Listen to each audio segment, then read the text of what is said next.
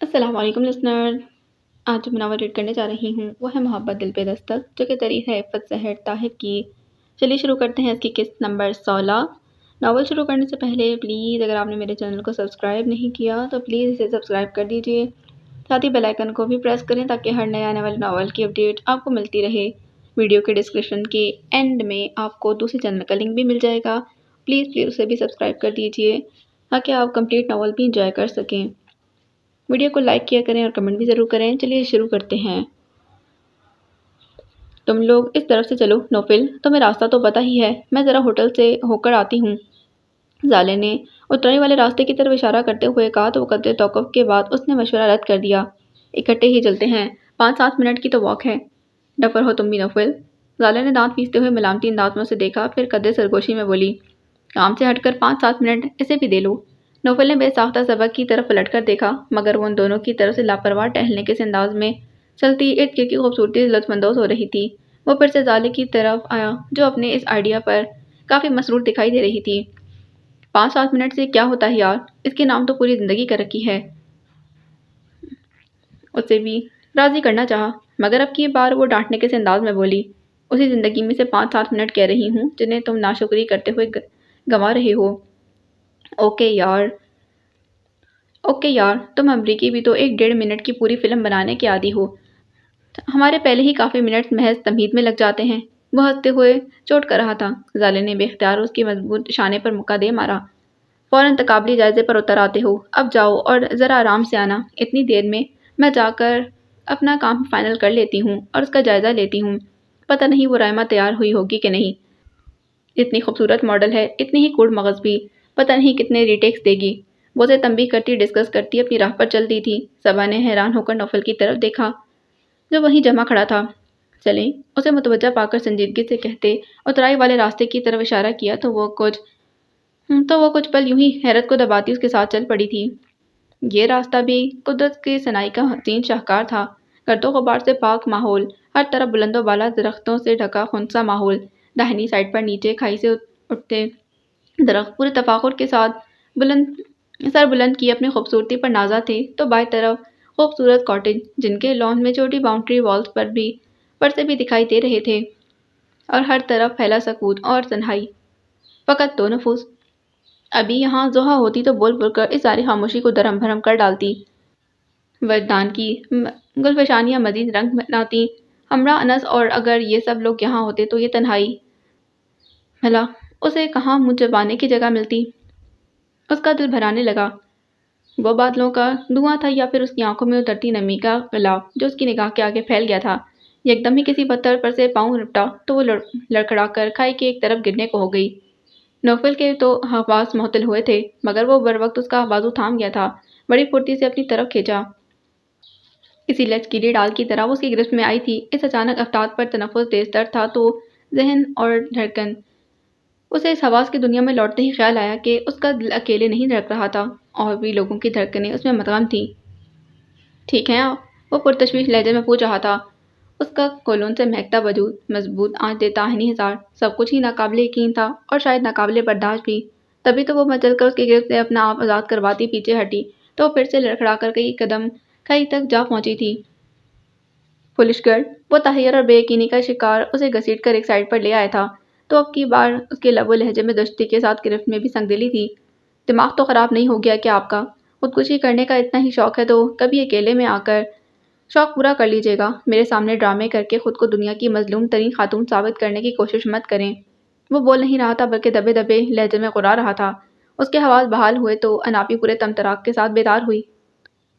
بے اختیاری میں اس سے بے احتیاطی تو ضرور ہوئی تھی، مگر وہ کیا کہہ رہا تھا؟ یعنی اس کی نظر میں وہ اس کے حاصل کرنے کے لیے اتنے سیریس ڈرامے کر رہی تھی، جبکہ اس کے ذہن سے تو یہ خیال بھی نہ گزرا تھا. میرا خودکشی کرنے کا تو ارادہ ہے اور نہ ہی کوئی شوق، اور نہ ہی مجھے آپ کی طرف سے مدد کی کوئی توقع ہے. گر جانے دیتے، شاید تبھی آپ کی زندگی میں سکون آ جاتا. اپنی طرف سے بہت سنگدلی کرتے ہوئے اس کی آواز بھرا گئی تھی تو وہ لب بھینچے تیز نظروں سے اسے دیکھتے ہوئے تلخی سے بولا تھا، مجھ میں انسانیت نہ ہوتی تو میں ایسا کر بھی گزرتا. آزادی ملتی تو سکون کا بے پایاں احساس بھی ہو سکتا ہے، تب میں شکرانے کے نفل بھی پڑھ ڈالتا. اس نے بولتے ایک پل کو بھی اس لڑکی کے جذبات اور احساسات کی تباہی کا خیال نہیں کیا تھا۔ اب بھی کون سا کم کر رہے ہیں؟ اس سے تو بہتر تھا کہ اپنے ہاتھوں سے مجھے کھائی میں ہی دھکیل دیتے۔ وہ شال سے آنکھیں پوچھتی اٹھ کھڑی ہوئی تھی۔ تب اسے احساس ہوا کہ خوف سے ابھی اس کا وجود لرز رہا تھا۔ اتنی آسان موت؟ وہ سنگ دلی کی حد پر تھا۔ صبح ہمارے دکھ کے اس وجی چہرے کو دیکھنے لگی جو اب طوفان گزرنے کے بعد والے سکوت جیسا اطمینان ٹھہرا ہوا تھا۔ Off white and navy blue trouser shirt میں وہ بے حد مکمل دکھائی دے رہا تھا، کسی ریاست کے شہزادے کی طرح۔ بعض اوقات خدا کسی کو بظاہر مکمل بنا کر درحقیقت اس میں کتنی بڑی کمی رکھ دیتا ہے۔ یہ خیال اس پل صبا کو نوفل کو دیکھ کر آیا تھا۔ ایسا اعزاز تو کسی چاہنے والے شوہر کے ہاتھوں اس کی محبوب بیوی کو ملتا ہوگا۔ وہ مزید کہہ رہا تھا۔ ذہن ابھی تک صبا کی کچھ دیر پہلے والی بے رخی بلکہ بدتمیزی میں اٹکا ابل رہا تھا۔ شوق سے تو بھی وہ خود بھی اس سے قریب نہیں کیا تھا، محض وقتی کارروائی کی تھی، سوچے سمجھے بنا کیا جانے والا اقدام، مگر جواباً وہ اسے کسی ناپاک شے کی طرح جھٹک کر پیچھے ہٹ گئی تھی، جیسے اس کے قریب آنا صریحاً کوئی گناہ ہو۔ صبا کی حرکت تو گویا اس کے دل میں ترازو ہو گئی تھی۔ میں اسے چھونا نہیں چاہتا تو یہ بھی میرے قریب آنا پسند نہیں کرتی۔ پلڑا برابر ہو گیا تھا۔ یہی برابری نوفل کو بھڑکتا ہوا الاؤ بنا رہی تھی۔ آپ جیسے ظالم انسان کو تو یہ اعزاز ہی لگتا ہوگا، چاہے کسی کی جان کا خون ہو یا جذبات کا۔ وہ حد درجہ بے بس تھی۔ ہر کسی کو اپنے ہی جذبات اور احساسات کی فکر ہے۔ میں بھی انسان ہوں، میرا بھی ٹینشن فری رہنے کو جی چاہتا ہے، مگر ہر جگہ آپ کو انچاہے بوجھ کی طرح شانوں پر لاد کر پھرنا پڑتا ہے۔ مجھ سے تو کوئی ہمدردی نہیں آپ کو۔ صبا کی ٹینشن حد سے سوا ہونے لگی تھی۔ اس لمحے اس نے اپنے آپ کو پوری طرح نفی ہوتے محسوس کیا تھا۔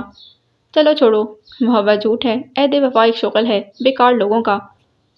طلب سوکھے ہوئے پتوں کا بے رونق جزیرہ ہے، خلش دیمک زدہ اور راکھ پر بوسیدہ سطروں کا ذخیرہ ہے۔ چلو چھوڑو، محبت جھوٹ ہے۔ موسم کی خوبصورتی، ماحول کا سحر اور معنی خیز تنہائی، کچھ بھی تو ان کے دھیان میں نہیں تھا۔ آس پاس پھیلے جنگل سے اٹھتی درختوں کی مسحور کن خوشبو بھی ان کے احساسات کو مہکانے میں ناکام تھی۔ وہ ناک کی سیدھ میں دیکھتا ٹھوکروں سے پتھر اڑاتا چل رہا تھا، مغرور تنے ہوئے نکوچ سے صرف اور صرف سرد مہری عیاں تھی۔ اور صبا، اس کی حالت اس وقت کسی لٹے ہوئے قافلے کے سفیر کی سی تھی جو اپنا سب کچھ ہار چکا ہو اور دنیا کی بنائی ہوئی دلکشی اور رعنائی اس کے لیے کوئی اہمیت نہ رکھتی ہو۔ ٹوٹی پھوٹی سڑک پر سے اتر کر وہ پتھریلے راستے پر ہو لیا تھا۔ وہ کسی روبوٹ کی مانند اس کے 2 قدم پیچھے چل رہی تھی۔ اگلی اونچائی طے کرتے ہی صبا نے خود کو ایک سر سبز وسیع و عریض گھاس کے میدان میں پایا تو خود سے بے پرواہ ہونے کے باوجود لمحہ بھر کے لیے ہی صحیح، مگر اس دلکش مقام نے صبا کی توجہ ضرور سمیٹی تھی۔ اپنے یونٹ کے لوگوں سے بات چیت کرتی زالے تیزی سے ان کی طرف بڑھی۔ کیسا رہا سفر؟ اس نے صبا کا ہاتھ اپنے ہاتھوں میں تھامتے پوچھا۔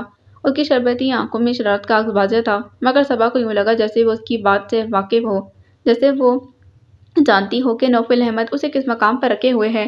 وہ کوشش کے باوجود بھی اس مسکراہٹ کا جواب مسکراہٹ سے نہیں دے سکی تھی۔ ساتھ ہی نوفل نے اسے اپنی جانب متوجہ کر لیا تو وہ صبا کو ایک طرف رکھی کرسی پر بیٹھنے کا کہتی اپنے یونٹ کے لوگوں کی طرف بڑھ گئی تھی۔ کیمرہ، لائٹس اور دیگر انتظامات بالکل مختلف تھے۔ اسٹل فوٹوگرافی کے لیے اسد مستعد پھر رہا تھا۔ ماڈل گرل رائما خوبصورت سے گیٹ اپ سے چہک رہی تھی۔ اس نے خالی نظروں سے ان لوگوں کی طرف دیکھا جو ہر کوئی خوش باش اور مطمئن تھا، جیسے دنیا میں انہیں کوئی غم ہی نہ ہو۔ زالے نے نوفل کا ہاتھ اپنے ہاتھوں میں لے رکھا تھا اور مسلسل بولتے ہوئے رائما کو ایکٹ کے بارے میں بتا رہی تھی۔ اس کا شانہ نوفل کے شانے سے مس ہوا تھا۔ ایک بار، پھر دوسری بار، پھر اس نے نوفل کو اس کا سین سمجھایا۔ وہ دونوں کتنے پاس تھے، ہنستے مسکراتے، بالکل مکمل۔ صبا کو لگا اس کے دماغ کی نسیں پھٹ جانے کو ہوں گی۔ سب لوگ اپنے کام میں مصروف تھے اور اسے لگ رہا تھا کہ جیسے وہ سب اس پر ہنس رہے ہوں۔ جس کا شوہر اسے چھوڑ کر اس کی نظروں کے سامنے کسی اور کے ساتھ رنگ رنگلیاں بنا رہا تھا۔ اندرونی خلفشار حد سے باہر ہوا تو وہ گھبرا کر اٹھ کھڑی ہوئی۔ ایڈ کی شوٹنگ شروع ہو گئی تھی۔ یونٹ کا ہر شخص محویت سے نوفل اور رائما پر نظر جمائے ہوئے تھا۔ وہ کسی بھی کی پرواہ کیے بغیر تیز قدموں سے ایک طرف کو چلتی تھی۔ یکلگ تھی، دھوئیں جیسے سفید بادلوں نے ہر چیز کو ڈھانپنا شروع کر دیا تھا۔ تو اسد نے آواز لگائی، میڈم، پیک اپ کریں، کسی وقت بھی یہ بادل برسنا شروع ہو جائیں گے۔ نو وے! زالے کوفت کا شکار ہونے لگی۔ ابھی بمشکل چند سینٹ ہی ریکارڈ ہوئے تھے، مگر اس کے کچھ کہنے سے پہلے ہی آسمان پر جمع ہونے والے سیاہ بادلوں نے بنا وارننگ کے برسنا شروع کر دیا اور سبھی بوکھلا کر چیزیں سمیٹنے لگے۔ بہت اچھے جا رہے ہو تم دونوں۔ خلاف توقع اس بار رائما جلدی پک کر رہی تھی۔ زالے نے ان دونوں کی تعریف کی تھی، مگر نوفل اس کی طرف متوجہ نہیں تھا۔ اس کی نظریں کسی کو تلاش کر رہی تھیں۔ زالے، صبا کہیں یونٹ کی گاڑی میں تو نہیں جا بیٹھی؟ وہ متفکر ہوا، پھر اس کے کچھ بولنے سے پہلے ہی تیزی سے گاڑی کی طرف بڑھا، مگر وہاں ڈرائیور کے سوا کوئی موجود نہیں تھا۔ دونوں اسپاٹ بوائز تیزی سے سامنے گاڑی میں سارا سامان لاد رہے تھے۔ بارش اب تیزی پکڑ چکی تھی۔ کیا ہوا نوفل؟ نہیں ہے۔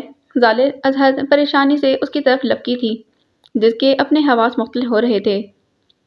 او کون؟ کہاں جا سکتی ہے وہ؟ وہ دیوانوں کی طرح گھوم کر چاروں طرف اسے دیکھ رہا تھا، مگر وہ کہیں نہیں تھی۔ Relax Naufal. Asad, come here, hurry up. وہ اس کے ساتھ کھڑی بارش میں بھیگ رہی تھی، تیزی سے اسد کو بلانے لگی۔ ابھی کسی سے کچھ مت کہو ظالر، تم لوگ اپنے راستے پر سے جاؤ، ہو سکتا ہے وہ اسی راستے سے گئی ہو جہاں سے ہم آئے ہیں۔ بات ظالر کی سمجھ میں آ گئی تھی، وہ کسی کو صبا کی گمشدگی کی خبر نہیں دینا چاہتا تھا۔ اسد تیزی سے بارش میں بھیگتا ہوا ان کی طرف آ رہا تھا۔ ظالر وہاں سے چلائی، ٹارچ لے کر آؤ اسد۔ وہ بیچارہ وہیں سے پلٹا اور اگلے ہی لمحے اس کے ہاتھ میں ایک ٹارچ بھی تھا۔ میں بھی تمہارے ساتھ؟ نہیں، تم یونٹ کے ساتھ ہوٹل جاؤ، یہ لوگ پتہ نہیں کیا سوچیں گے۔ میں آگے سے تم لوگوں سے ملوں گا، اگر کوئی پریشانی ہوئی تو فون کر دوں گا۔ اس نے تیز لہجے میں بات ختم کرتے ہوئے اس کے ہاتھ سے ٹارچ تھام لی اور اسی راستے کی طرف بڑھ گیا جہاں وہ صبا کے ساتھ آیا تھا۔ ظالر حیران کھڑے اسد کو جلدی سے گاڑی میں بیٹھنے کا کہتی آگے بڑھ گئی تو وہ بھی اس کے پیچھے تھا۔ نوفل تیزی سے آگے بڑھ رہا تھا۔ شام اتنی گہری نہیں تھی جتنی بادلوں نے سیاہ کر دیا تھا۔ اس نے پاورفل بیٹری ٹارچ آن کی تھی۔ اس پل اس کا ذہن فقط ایک ہی نقطے پر رکا ہوا تھا۔ صبا، خودکشی کرنے کا اتنا شوق ہے تو کبھی اکیلے میں کیجیے گا۔ اسے خیال آیا ابھی کچھ دیر پہلے شاید وہ انسان نہیں رہا تھا۔ کاش مجھ میں انسانیت نہ ہوتی تو میں ایسا بھی کر گزرتا، آزادی ملتی۔ اتنی آسان موت، میرے خدا! نوفل کا دل خدشات سے بوجھل ہونے لگا۔ اسے احساس ہو رہا تھا کہ ان لمحات میں صبا کچھ بھی کر سکتی تھی، شاید خودکشی بھی۔ اس وقت وہ اپنا تمام تر غصہ اور نفرت بھولے ہوئے تھا۔ مجھے ایسا نہیں کرنا چاہیے تھا، ایک منٹ میں وہ کئی بار سوچ چکا تھا۔ موسم کے تیور خراب ہو رہے تھے، برستی بارش کے چادر کے پار کچھ دیکھنا ناممکن تھا۔ میں بھی انسان ہوں، میرا بھی ٹینشن فری رہنے کو دل چاہتا ہے، ہر جگہ آپ کو انچاہے بوجھ کی طرح۔ ضمیر کی خلش ایک بار پھر سے اسے لعنت ملامت کرنے لگی۔ وہ پتھریلی سڑک پر تیز قدم اٹھا رہا تھا جب ٹارچ کی روشنی سڑک کے کنارے لگے درخت کے تنے کے ساتھ کھڑے کسی انسانی وجود پر پڑی۔ اورنج اور ریڈ لباس، پرس یا شال کی جھلک نے نوفل کے قدموں کو وہیں ٹھٹکا دیا تھا۔ ایک کپ چائے۔ وہ فریش ہو کر لاؤنج میں آیا، ٹی وی کے سامنے بیٹھتے ہوئے بنا کسی خاص کو مخاطب کیے فرمائش کی تو نگین نے شرارت سے ضحیٰ کو ٹھوکا دیا تھا، جس نے فوراً تیوری چڑھائی تھی، مگر معید سارے معاملے سے انجان ہرگز نہیں تھا۔ وہ نگین کا ٹھوکا اور ضحیٰ کا انداز دونوں ہی دیکھ چکا تھا۔ ریموٹ سے چینل سرچنگ کرتے مصروف انداز میں بولا، ہمرا گڑیا، چائے تو بنانا، اس وقت میں کچی سی چائے پینا چاہتا ہوں۔ ہمرا تفاخر سے مسکراتے ہوئے اٹھی۔ ضحیٰ نے نگین کو منہ چڑھایا۔ وہ خجل سی ہو کر بیٹھ رہی۔ اسی وقت انس کی تھکی ماندی شکل کوریڈور کے سرے سے برآمد ہوئی۔ نگین کو یوں فیشن میگزین میں مگن اور مصروف دیکھ کر وہ خوشمگین سا اسے گھورنے لگا تو معید نے اسے ٹوکا، نہ سلام نہ دعا، آتے ہی لڑاکا بیویوں کی طرح سر پر چڑھ کر کھڑے ہو گئے ہو۔ نگین چونک کر متوجہ ہوئی، پھر انس کو دیکھ کر حیران سی اٹھ کھڑی ہوئی۔ آج آپ جلدی نہیں آ گئے؟ وہ حیرت سے کلاک کو دیکھتے کہہ رہی تھی۔ انس پہلے ہی جلتا بھنتا اندر آیا تھا، وہ نہ کر بولا، کہو تو یہیں سے واپس جاؤں؟ انس، معید نے تنبیہی انداز میں اسے پکارا تو وہ ضد ہو کر اس کی طرف پلٹا۔ بالکل بھی اچھی بیوی نہیں ہے یار، روزانہ اسی ٹائم پر میری واپسی ہوتی ہے، مگر اسے کبھی خیال رہتا ہے کہ آج مجھے فوج میں ریسیو کر لے۔ قدرے غیر متعلقہ شکایت نامہ نہ صرف نگین بلکہ معید کو بھی خجل کر گیا تو اس نے انس کو ذرا سا گھور کر دیکھا، اب بھی منہ پھلائے کھڑا تھا۔ ضحیٰ اپنی بے ساختہ امٹ آنے والی مسکراہٹ چھپانے کی خاطر پھر سے سر جھکا گئی تھی۔ بیسیوں کام ہوتے ہیں انسان کو، آپ تو بیوی کو بھی فلمی ہیروئن سمجھتے ہیں۔ نگین نے بھی کوئی حساب رکھے بغیر خفگی سے کہا اور واک آؤٹ کر گئی۔ دیکھا تم نے، اتنا نہیں کہ شوہر دن بھر کا تھکا ہوا آیا ہے، آتے ہی کوئی چائے پانی ہی پوچھ لے یا پھر بریف کیس ہی تھام کر اندر لے جائے، اپنا موڈ دکھانا شروع کر دیا۔ وہ پھر سے معید کو اپنا دکھڑا رونے لگا تھا تو اس نے جواباً ڈانٹ دیا، آتے ہی تم نے گولہ باری شروع کر دی، وہ بھلا کیا خیال کرتی تمہارا؟ اسے ویسے بھی میرا کوئی خیال نہیں، سمجھے تم؟ انس چڑھ ہی تو گیا تھا۔ آج صبح بڑے پیار سے جاتے ہوئے وہ نگین سے وعدہ لے کر گیا تھا کہ وہ واپسی پر اسے فوج میں محو انتظار ملے گی، مگر حسرت ہی رہی۔ وہ دندناتا نگین کے پیچھے گیا تھا۔ اب ٹی وی لاؤنج میں صرف ضحیٰ اور معید رہ گئے تھے، جو کم از کم ضحیٰ کے لیے ہرگز بھی پسندیدہ بات نہیں تھی۔ میگزین سمیٹتی وہ اٹھ کھڑی ہوئی تھی۔ معید نے بے اختیار ٹی وی اسکرین پر سے نظر ہٹا کر اسے دیکھا، یہ گھر تمہارا بھی ہے ضحیٰ، اب کیا ہر اس جگہ سے بھاگا کرو گی جہاں میں ہوں گا؟ وہ بہت مان سے پوچھ رہا تھا۔ زحا حد درجہ حیرت اور پھر غصے کا شکار ہونے لگی۔ غلط فہمی ہے آپ کی کہ میں آپ سے ڈرتی ہوں۔ بھاگنے کی ایک وجہ ناپسندیدگی بھی ہو سکتی ہے۔ وہ غصے بھرے انداز میں جواب دینے لگی۔ آپ انگشتے شہادت سے اپنے سینے کی طرف اشارہ کرتے ہوئے محیط کی آنکھوں پر ترس آیا تھا۔ اس کی کوئی خاص وجہ؟ اس کا پوچھنا عام انداز میں ہوتا تو بات اور تھی، مگر یوں کو جتانے والے انداز میں بات کرنا زحا کو اور سلگا گیا تھا۔ میرا نہیں بلکہ گھر والوں کا ذاتی خیال ہے کہ آپ بہت نیک، فرما بردار اور قابل عزت ہیں، سو میں بھی انہی کے کہنے پر عمل کر رہی ہوں۔ ویری گڈ، اس نے تمانے سے سر ہلایا، پھر اپنی بات کی وضاحت کرتے بولا۔ یہی تو آثار ہیں، ورنہ میں تو تمہارے سدھرنے سے مایوس ہو چکا تھا۔ آپ اپنے کام سے کام رکھیں، خواہ مخواہ مجھ پر طنز کرنے یا جملہ کسنے کی فضول حرکت مت کریں۔ میں خاموش ہوں تو صرف اپنے بڑوں کی وجہ سے، ورنہ میں بہت کچھ کر سکتی ہوں۔ وہ فنکاری تھی۔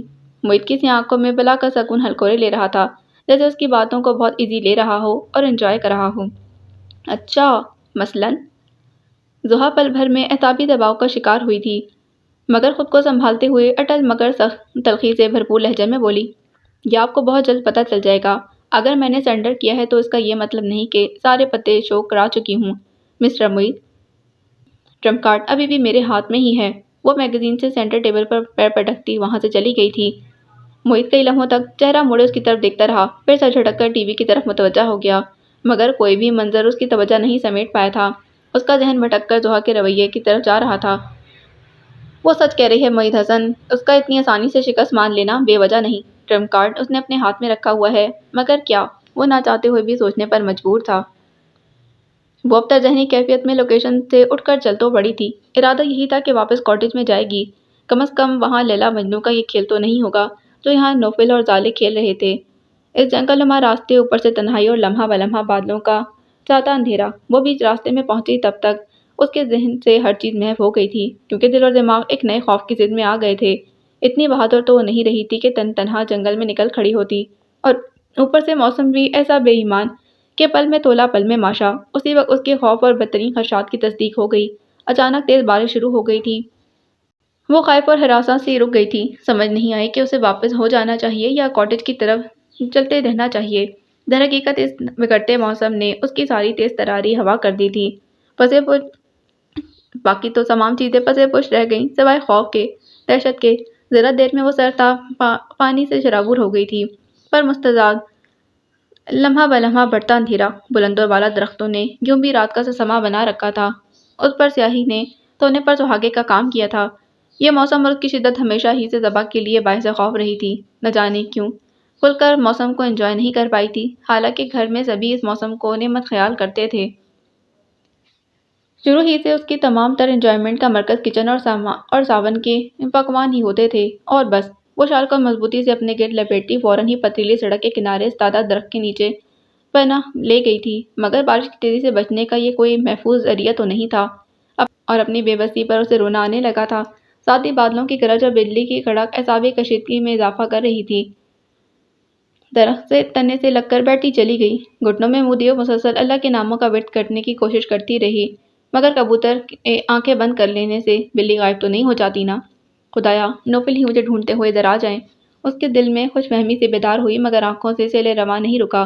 اپنی اس دعا پر اسے بھی بھروسہ نہیں تھا۔ اس نے سر اوپر اٹھاتے ہوئے ڈرتے ڈرتے آس پاس کے ماحول پر نظر ڈالنا چاہی تھی۔ سناٹے میں صرف اور صرف تیز بارش کے ٹپکنے کی آواز گونج رہی تھی، یا پھر ہواؤں کی وجہ سے پتوں کی شائیں شائیں۔ اس پر مستعد کبھی بادلوں کی گرج کے ساتھ بجلی کی چمک، بارش کے قطرے اور سرد ہوا اسے یک کرنے لگی تھی۔ تبھی اسے سامنے سے کوئی ٹارچ لیتے آتا دکھائی دیا تھا۔ وہ بے اختیار اٹھ کر کھڑی ہو گئی۔ ایک وہم سا یہ کہ نہ جانے کون ہو، مگر ان دگرگوں حالات میں کسی کی مدد نہ لینا بھی بے وقوفی ہی کہلائی جا سکتی تھی۔ آنے والے نے بھی شاید اس کی موجودگی کو پا لیا تھا، تبھی اس کی ٹارچ کی روشنی اس کے چہرے پر ٹھہر گئی تھی۔ صبا نے بے ساختہ آنکھوں کے آگے ہاتھ رکھتے ہوئے روشنی کی چمک سے بچنے کی صحیح کی۔ وہ آنے والے کو اندھیرے میں ہونے کی وجہ سے پہچان نہیں پائی تھی، مگر وہ اس کے قریب پہنچ چکا تھا۔ دہشت، اعصابی دباؤ کچھ اور ہی صبا ہوا۔ قریب تھا کہ وہ گھبرا کر چیخ اٹھتی۔ نوفل نے اس کے چہرے پر ہاتھ رکھ دیا تھا۔ صبا، وہ شاید اس کے ہونے کا یقین جا رہا تھا، مگر صبا تو جیسے ٹوٹ کر ہوش میں آئی تھی۔ نوفل، دھڑکنیں پل بھر کو ڈوب کر پھر سے ابھریں تو منجمد احساسات پگھلنے لگے تھے۔ وہ بے اختیار ہی اس کے شانے سے لگ کر ضبط کھو بیٹھی تھی۔ یہ اس کا خدا اور وہی جانتے تھے کہ اس وقت نوفل کا ہونا اس کے لیے کتنا روح پرور ثابت ہوا تھا۔ یوں لگا جیسے ہر ڈر، خوف اور دہشت مٹ گئی ہو۔ چند سیکنڈ میں ہی نوفل کو محسوس ہو گیا تھا کہ نہ صرف وہ بے حد خوفزدہ تھی بلکہ سر تابہ بھیگی ہوئی تھی اور کپکپا رہی تھی۔ اس کی حالت دیکھ کر وہ اپنا تمام تر غصہ پی کر رہ گیا۔ پچھلے کچھ لمحوں میں خود کی ذہنی حالت کو بگڑتی رہی تھی، مگر فی الحال اتنا ہی اطمینان بہت تھا کہ وہ مل گئی تھی اور ٹھیک ٹھاک تھی۔ آپ اپنی بیوقوفی کی کافی سزا بھگت چکی ہیں، اب گھر چلتے ہیں۔ اس کا سر تھپتھپاتے ہوئے اس نے کہا تو وہ اسے نگاہیں ملائے بغیر خود میں سمٹ سی گئی۔ بارش بھی اپنے زوروں پر تھی مگر یہ خدا کا شکر تھا کہ مٹی یا کیچڑ والا راستہ نہیں تھا۔ پتھریلی سڑک ڈھلوان سطح ہونے کی وجہ سے پانی جمع ہونے سے بھی محفوظ تھی۔ وہ اس کا ہاتھ مضبوط ہاتھوں میں لیے چل دیا تھا۔ کاٹیج میں پہنچتے ہی اس نے پہلا کام زالے کو فون کر کے تسلی دینے کا کیا تھا۔ ڈونٹ وری، وہ یہیں کاٹیج میں ہے۔ تھینک گاڈ، میں تو پریشان ہو گئی تھی۔ اس نے اطمینان کی سانس لی تھی۔ وہ موبائل آف کر کے پلٹا تو وہ الماری میں گھسی کپڑے نکال رہی تھی۔ پلٹی تو اس کے ہاتھوں میں نوفل کا ٹراؤزر اور شرٹ تھا۔ پہلے آپ کپڑے چینج کیجیے، ساری بھیگ رہی ہیں، وہ سنجیدگی سے کہتا برآمدے میں نکل گیا تھا۔ صبا بوجھل دل کے ساتھ اپنے کپڑے نکال کر واش روم میں چلی گئی، مگر ذہن مسلسل نوفل کی طرف تھا جو اسے تلاش کرنے کی سعی میں پورے کا پورا بھیگ رہا تھا، مگر جسے اپنی ذرا بھی پرواہ نہیں تھی۔ وہ کپڑے تبدیل کر کے کمرے میں آئی تو وہ ابھی بھی باہر برآمدے میں ہی تھا۔ وہ اپنی ہمت مجتمع کرتی برآمدے میں چلی آئی۔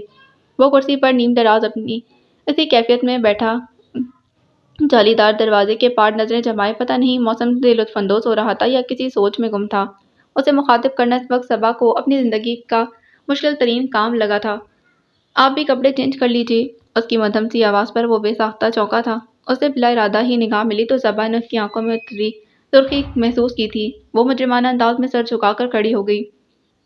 اتنی بڑی غلطی پر اس کا کچھ نہ کہنا بھی دل کو بے چین کیے دے رہا تھا۔ وہ خاموشی سے اٹھ کر کمرے میں چلا گیا، کپڑے تبدیل کر کے واش روم سے نکلا تو بستر کے کنارے بیٹھی سر جھکائے گود میں رکھے ہاتھوں پر نظر جمائے ہوئی تھی۔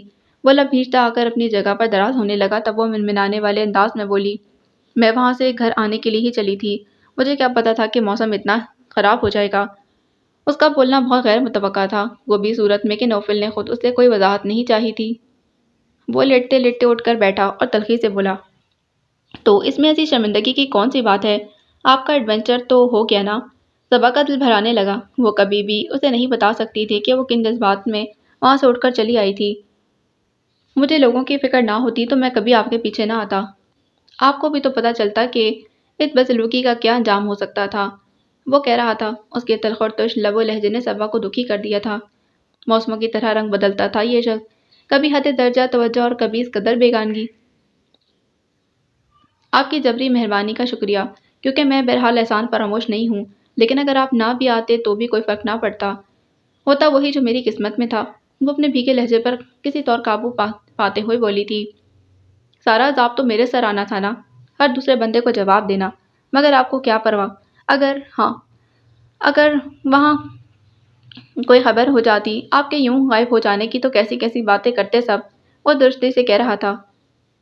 آپ کو میری اتنی فکر ہوتی تو میرا خیال بھی کرتے، آپ کے سامنے میں وہاں سے اٹھ کر آئی، آپ کو پتہ بھی نہیں چلا۔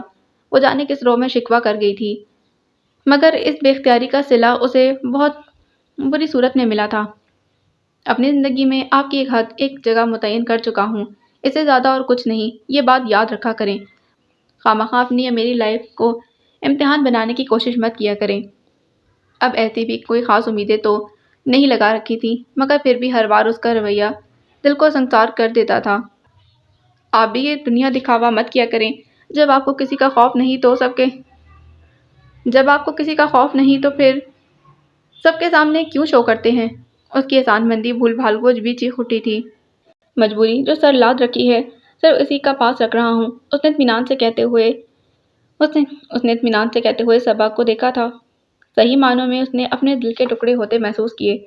اس شخص کے لیے اپنے دل میں کیسا انجانا سا گداز جذبہ محسوس کر رہی تھی، جسے وہ خود بھی انجان تھی، مگر یہ کہ وہ خود سے بہت قریب اور سب سے اپنا لگ رہا تھا۔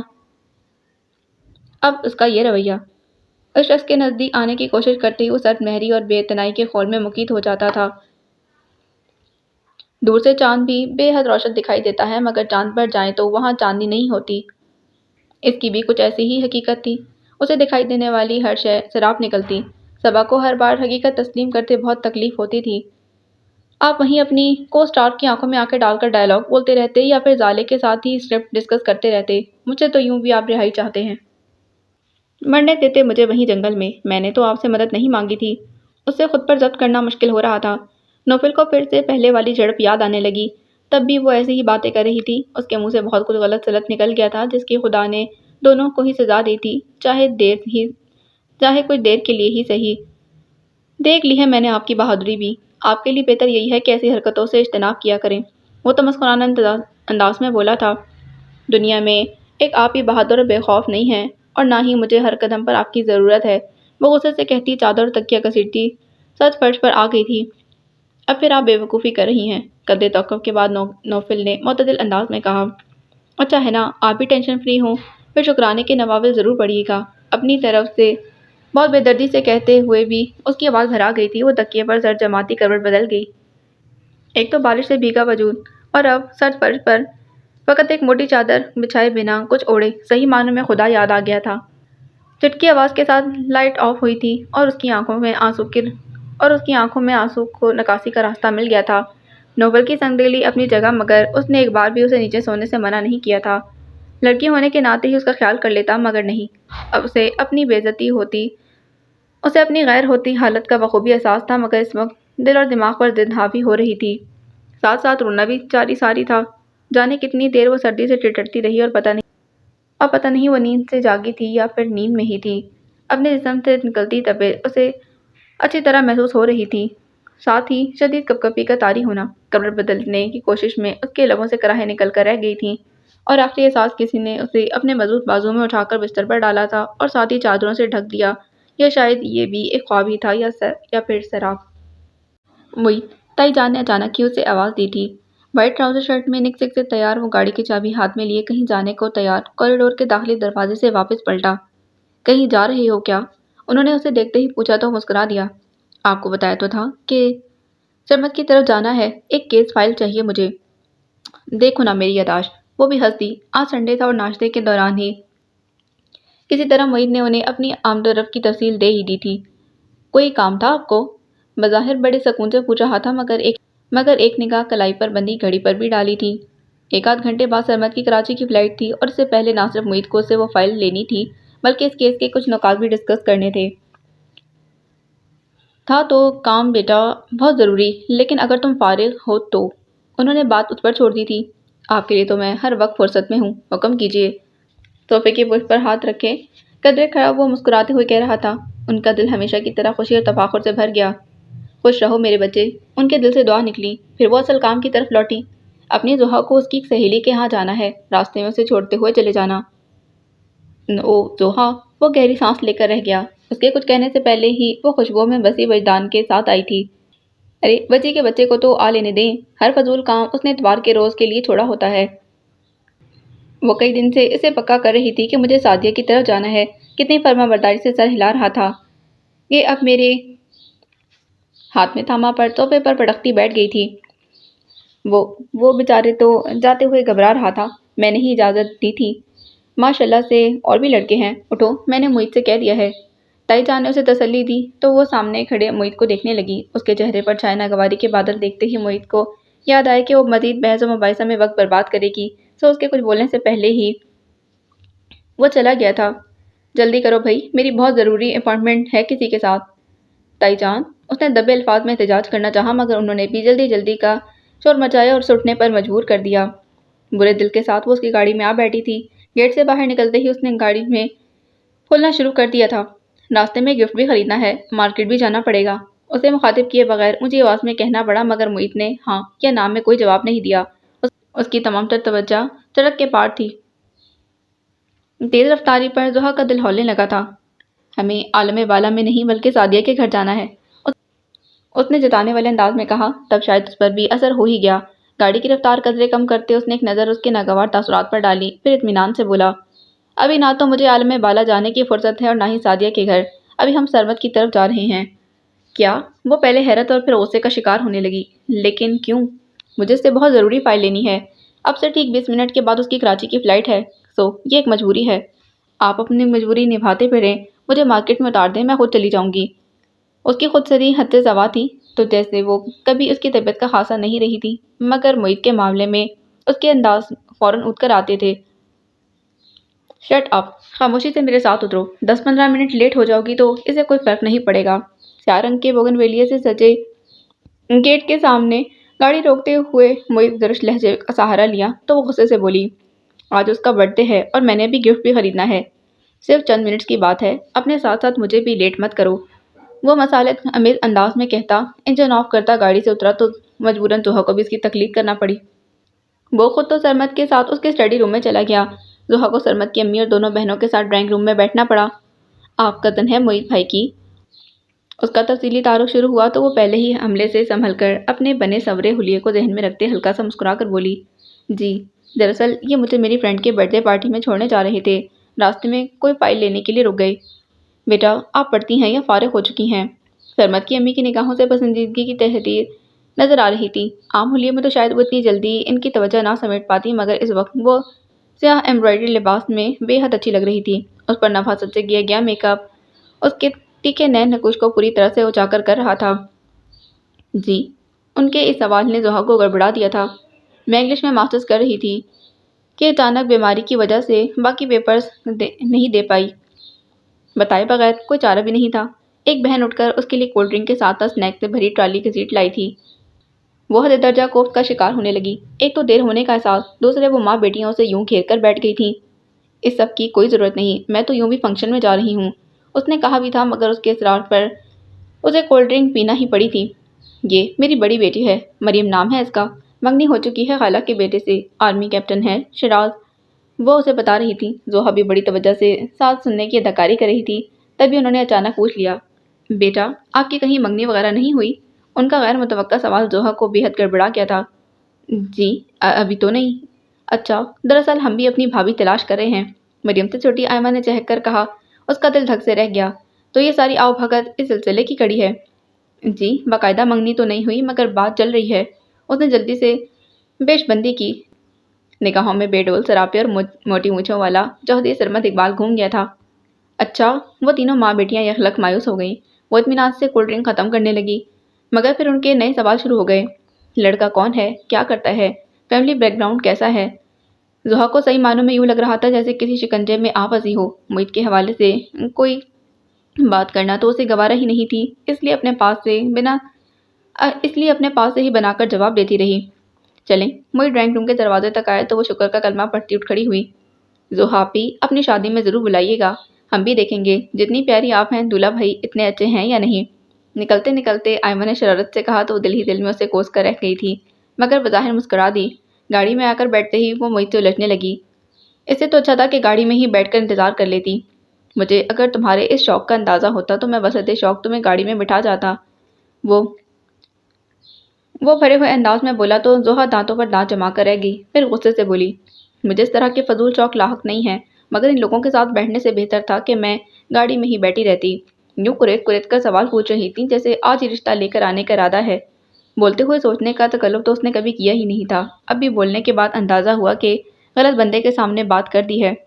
واہ، تمہیں تو خوش ہونا چاہیے تھا، مجھے چھٹکارا پانے کا وسیلہ بن رہا ہے۔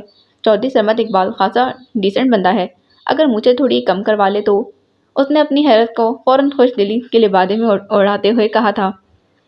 اس سلسلے میں وہ زحا کی ناپسندیدگی سے ناواقف ہرگز نہیں تھا۔ زہر لگتی ہیں مجھے تانے دار جیسی مونچھیں، چاہے سوٹ کرتی ہوں یا نہیں، ہر ایک کو اپنی پرسنالٹی بڑھانے کا خفت ہے۔ 9 گز کی مونچھیں رکھ لیتے ہیں، وہ ببانگ دہل کہہ رہی تھی اور محیط جانتا تھا کہ اشارہ اسی کی طرف ہے۔ وجدان، انس اور عماد تینوں ہی کلین شیو تھے، صرف محیط ہی کی بھاری مونچھیں تھیں جنہیں وہ بہت نفاست کے ساتھ تراش خراش کر رکھتا تھا، اور حقیقت میں محیط کو مونچھیں سوٹ بھی کرتی تھیں۔ بقول صبا کے، مجھے مردوں کا مونچھیں رکھنا بالکل بھی پسند نہیں، مگر محیط بھائی کے چہرے پر اتنی اچھی لگتی ہیں کہ کبھی کبھار میرا بھی ایسی مونچھیں رکھنے کو جی چاہنے لگتا ہے۔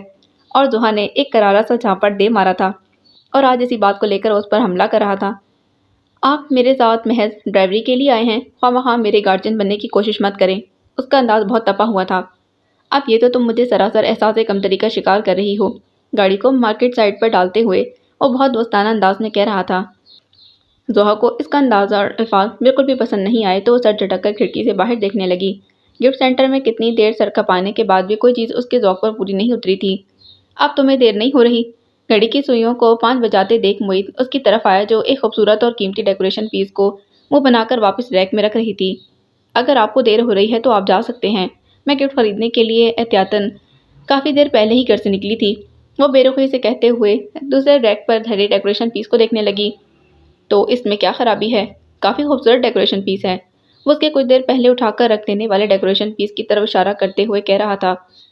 خدا کا شکر ہے کہ میں کافی پڑھی لکھی ہوں اور دیکھ سکتی ہوں کہ اس پر میرڈ کپلز کے لیے بیسٹ وشز لکھی ہوئی ہیں، وہ طنزیہ لہجے میں بولی تو معید تحمل سے برداشت کر کے رہ گیا۔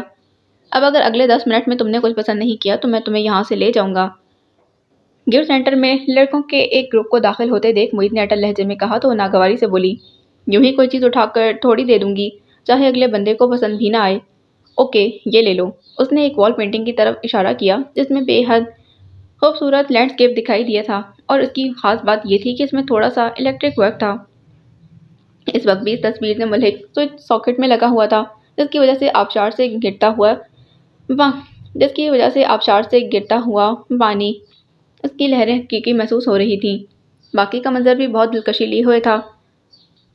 ہلکی سی نظر میں زحا کو بھی وہ پینٹنگ بہت ہٹ لگی تھی، مگر چونکہ معید اس کے متعلق پسندیدگی ظاہر کر چکا تھا تو وہ ناک چڑھا کر بولی، اتنی خاص تو نہیں ہے، خاص ہو یا عام، اس کو لو اور جلدی سے چلو۔ اب کی بار معید نے سختی سے کہا، بلکہ ساتھ ہی سیلز مین کو اشارہ بھی کر دیا تو وہ فوراً ہی آ گیا۔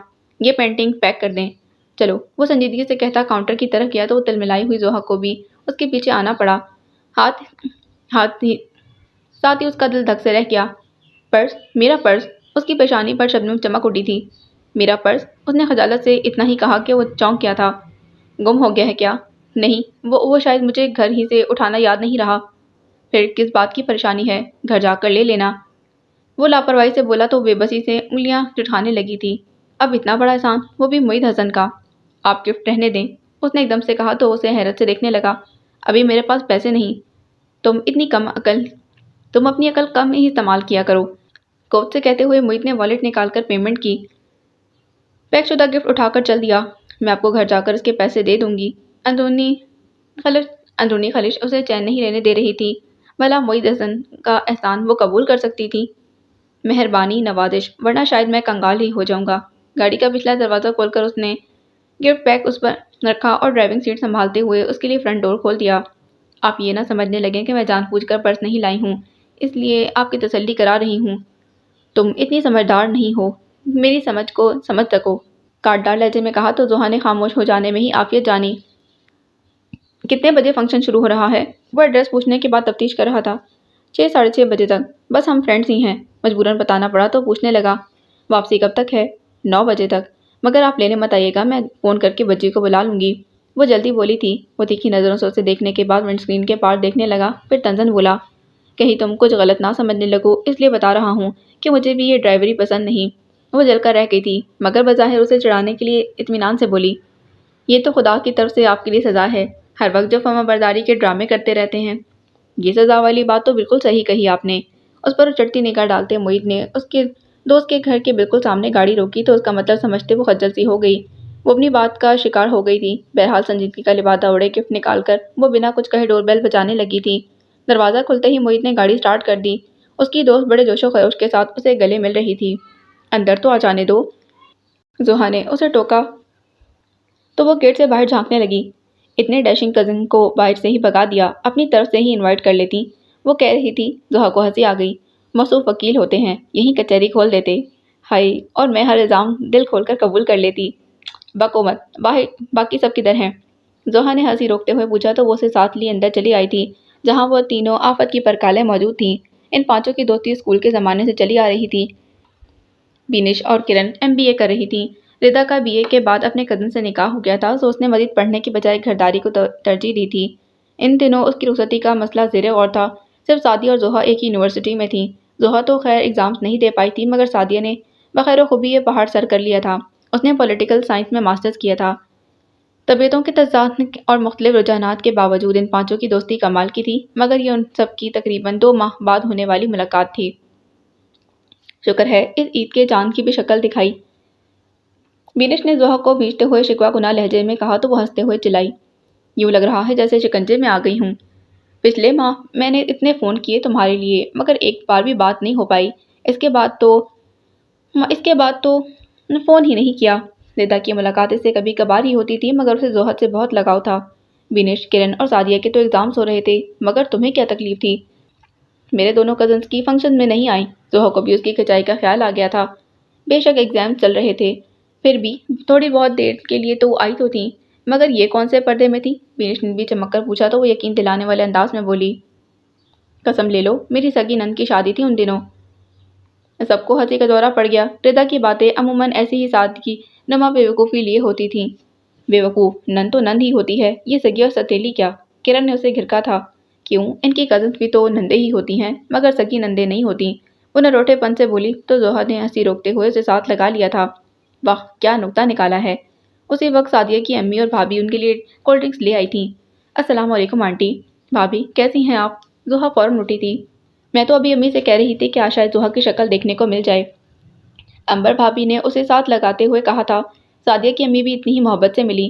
تھوڑی دیر ان کے ساتھ باتوں میں مصروف رہنے کے بعد وہ دونوں اٹھ گئیں تو کرن نے رشدے لہجے میں کہا تھا، بھئی بہت سی بھابیاں دیکھی ہیں مگر سعدی تمہاری بھابھی کا جواب نہیں، اتنی خوش اخلاق اور تمہارے بھائی کی کوئی نیکی کام آ رہی ہے یقیناً۔ واقعی یار ایسے پیس تو اب نادر و نایاب ہی ہو گئے ہیں، ہر گھر جنگ کا میدان بنا ہوا ہے، ہر کسی کی ڈیمانڈ پوری نہیں ہو پاتی اور سارا نزلہ گرتا ہے بیچارے بیٹے پر۔ ردا نے بھی حصہ لیا تھا۔ بینش بڑے اطمینان سے مسکرا رہی تھی۔ اب تم لوگ میری بھابھی کی اچھائیوں کو نظر نہ لگا دینا اور ذرا زہا سے پوچھو اس کی بھابھی کیسی نکلی ہے۔ میری بھابھی ماشاءاللہ، زہا نے صدقے دل سے نگین کی تعریف کی تھی۔ کبھی گھر آؤ گی تو پہچان پاؤ گی کہ محترمہ اس گھر کی بیٹی ہیں یا بیاہ کر آئی ہیں۔ شکل کی تو ویسے بھی بہت پیاری ہیں، بینش نے توصیفی انداز میں کہا۔ میں نے تو سوچ لیا ہے کہ اچھی بھابھی کی ہرس کرنے کی بجائے خود اچھی بھابھی بن کر جاؤں گی، ردا نے اعلان کیا، جو کہ وہ ہر 2 ماہ بعد کرتی رہتی تھی۔ کرن نے اس کا شانہ تھپک کر اسے داد دی تھی۔ اور تم سناؤ یار، شادی وادی کا کیا ارادہ ہے؟ کل فون پر آنٹی سے بات ہوئی تو وہ تمہاری منگنی کی خوشخبری سنا رہی تھی۔ سعدیہ نے زہا کو آڑے ہاتھوں لیا تو اسے اپنی مسکراہٹ بحال رکھنا مشکل ہونے لگا۔ پھر بولی، ہاں سنا تو میں نے بھی ہے۔ کس قدر گھنی ہے یہ؟ کرن نے حسب عادت اس کے بازو پر چٹکی بھری۔ وہ بازو سہلاتے ہوئے اسے گھورنے لگی۔ اب کیا شہر میں پوسٹر چسپاں کرواؤں گی؟ ابھی کون سی منگنی ہو گئی ہے؟ اب فوراً بتا دو موصوف کون ہے، کیا کرتے ہیں اور ان کا نام اور حدود و اربا کیا ہے؟ بینش کے تیور خاصے خطرناک تھے مگر فی الحال اس تذکرے میں پڑ کر اپنا موڈ خراب نہیں کرنا چاہتی تھی، تو فوراً بولی، کم از کم انٹرول سے پہلے تو میں کچھ نہیں بتاؤں گی، پہلے اس کے برتھ ڈے سے فارغ تو ہو لیں۔ سعدی اپنا گفٹ تو کھول کے دیکھو، بہت کمینی ہے، جب تک چاہے ہمارے تجسس کے میری جان ہی نکل جائے۔ کرن کو صدمہ لگا تھا۔ بے فکر رہو، تمہاری میت کے کان میں ساری معلومات پھونک دوں گی۔ زہا نے بھی اسے تسلی دی تو بدک اٹھی۔ ویسے تو یہ میرا حق بنتا ہے، مگر پھر بھی ان گفٹس کے لیے تم چاروں کا شکریہ۔ سعدیہ نے زہا کا گفٹ سب سے پہلے کھولتے بڑے ناز سے کہا تو اس کے انداز پر ہنسنے لگی۔ واہ، سعدیہ کو پہلے ہی نظر میں وہ لینڈسکیپ پسند آیا تھا۔ اس کا پلگ لگاؤ ذرا، کافی خاصے کی چیز ہے یہ، زہا نے اسے کہا تو سعدیہ نے فوراً اٹھ کر تصویر کی پشت پر تار سے منسلک پلگ کا ساکٹ میں لگا دیا تھا۔ آن کرنے پر تصویر میں موجود آبشار کا نیچے گرتا پانی اور اس میں پیدا ہونے والی لہروں کی مدوجز نے ان چاروں کو مسحور کر دیا تھا۔ زوئی تمہاری پسند کافی اچھی ہو گئی ہے، سعدیہ نے اسے چھیڑا تو وہ محیط کا ذکر گول کرتے ہوئے سارا کریڈٹ خود لے گئی تھی۔ 1 گھنٹہ خرچ کرنے کے بعد بمشکل یہ لینڈسکیپ پسند آیا، وہ بھی اس خصوصیت کی بنا پر کہ الیکٹرک ورک کی وجہ سے پانی واقعی حرکت کرتا دکھائی دیتا ہے۔ بھئی وہ دوست ہی کیا جو اچھا تحفہ نہ دے، وہ شرارت سے کہہ رہی تھی۔ ردا نے اسے فرینچ شیفون کا دیدہ زیب کڑھائی سے مزین خوبصورت سوٹ دیا تھا۔ کرن نے کرسٹل کے بے حد خوبصورت اور منفرد سٹائل کے گلدان دیے تھے۔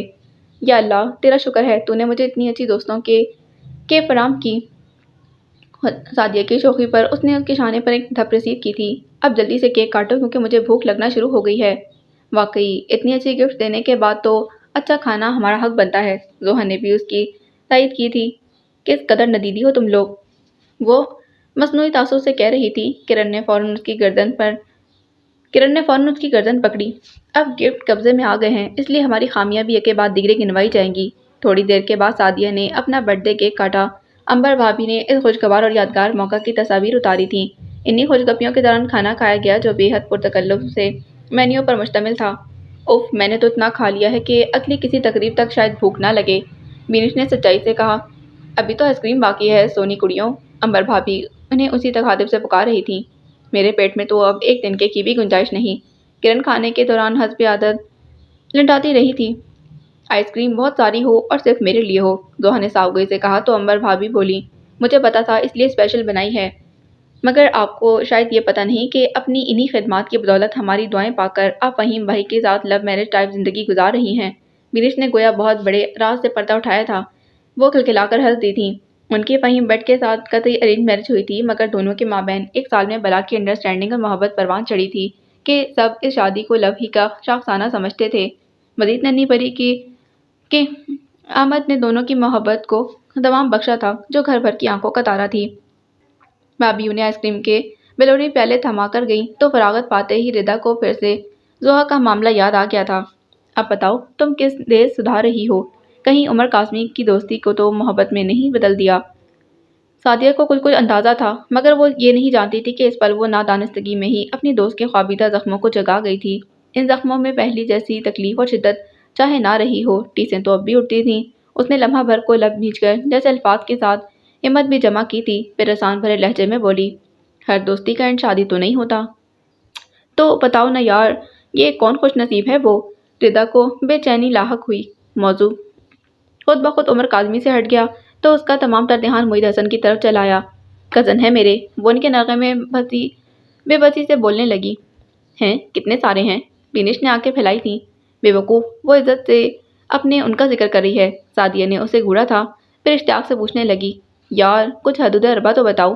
وکیل ہوتے ہیں موصوف، وہ بدقت کہہ پائی تھی۔ اس ڈیشنگ مین کے لیے کہہ رہی ہو جو تمہیں ڈراپ کر کے گیا ہے، تو تم مجھ پر سخت ظلم کر رہی ہو۔ وہ سراسر میرا آئیڈیل ہے۔ وہ بے دلی سی آئس کریم میں چمچ چلا رہی تھی۔ بڑی غاضب طبیعت ہے تمہاری، شرم کرو، دوست کے منگیتر پر نظر رکھ کر بیٹھی ہو۔ کرن نے اسے غیرت دلائی تھی۔ لو بھلا، 2 گھنٹے پہلے مجھے کیا پتا تھا کہ بندہ منگنی شدہ ہونے والا ہے، وہ آ بڑھ کر کہہ رہی تھی۔ زوہا کو نہ چاہتے ہوئے بھی ہنسی آ گئی۔ کہو تو میں تمہارے حق میں دستبردار ہو جاتی ہوں، اس نے کھلے دل سے آفر کی۔ کیا بکواس ہے یار، کھل کے بتاؤ نا، ردا نے ڈانٹ کر پوچھا تو وہ گہری سانس لیتے ہوئے ان چاروں کی طرف دیکھ کر بولی، معید حسن۔ کیا؟ ان سب کی آواز میں حیرت، بے یقینی اور ہمدردی کا رنگ نمایاں تھا۔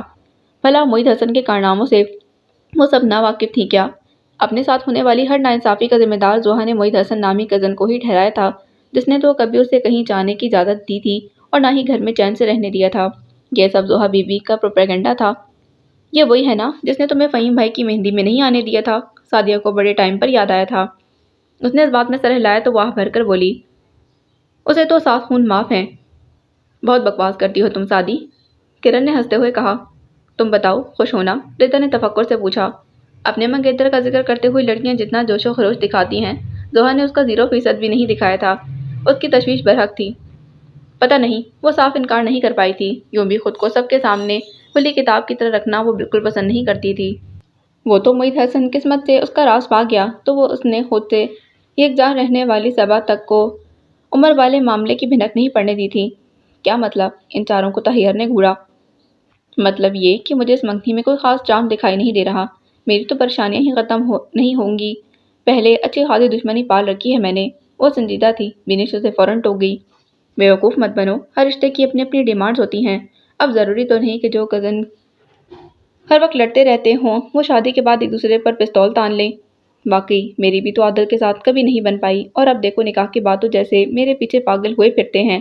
ردا نے بڑی آسان سی مثال دی تھی جو واقعی سچ بھی تھی۔ اسے پتہ جو ہے کہ ایسی بیوقوف خرگوشنی پھر سے پھانسنا بہت مشکل ہے۔ کرن نے اسے چھیڑا۔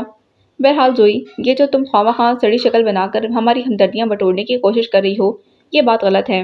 سعدیہ نے اسے سنجیدگی سے سمجھایا تو پل بھر میں موڈ بدل کر کھلکھلا دی تھی۔ تو میں کون سا سچ مچ میں اپنا منگیتر تمہیں دے رہی ہوں؟ بڑی میسنی ہے یہ، کرن نے فتویٰ دیا۔ اور تمہارا 5 سالہ منصوبہ کہاں تک پہنچا؟ زوہا نے بینش پر اٹیک کیا۔ میٹرک کے بعد اس کی منگنی ہو چکی تھی اور اس کے ماسٹرز کے انتظار میں بڑی سوکھ رہی تھی۔ بس یار، اب ان دنوں باسط اپنا بزنس سیٹل کر رہے ہیں، جو ہی کام کا بوجھ کم ہوگا وہ اس کا بوجھ سر پر لاد دیں گے۔